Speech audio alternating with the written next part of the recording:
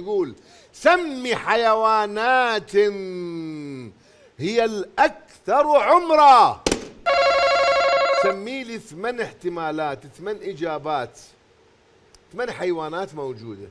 سمي لي حيوان من هذه الحيوانات الأكثر عمر. شو تقول؟ حيوان؟ إيه يعني أكثر شيء يعيش. إيه الأسد؟ عمر بالعمر. الأسد؟ لا. الأسد. الأسد.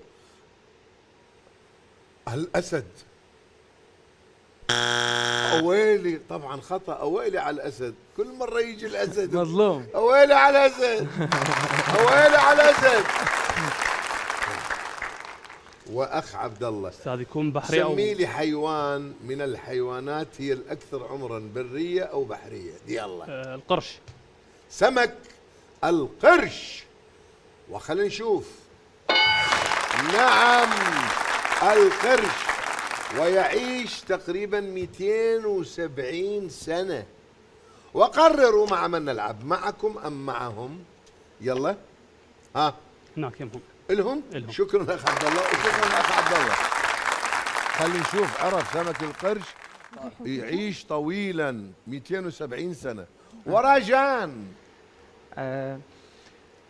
السلحفات أشوفها الأكبر عمرا. السلحفاة. السلحفات. السلحفات. بطال.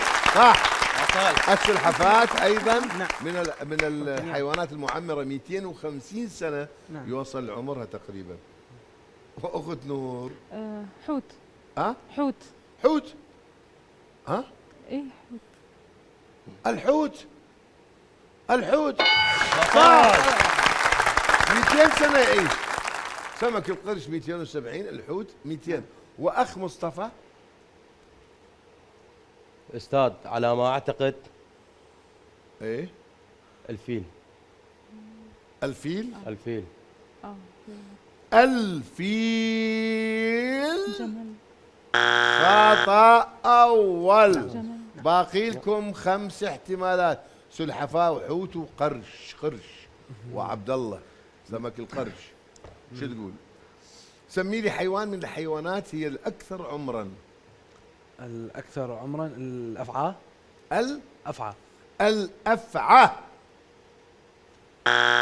لا، هي أيضا تعمر بس ما تعمر مثل الحيوانات اللي نذكرها. وأخ راجان خطأ ثاني من حقكم.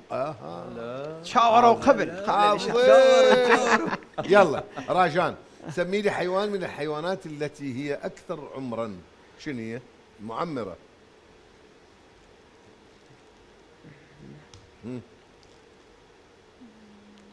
وقت ترى ما عندك.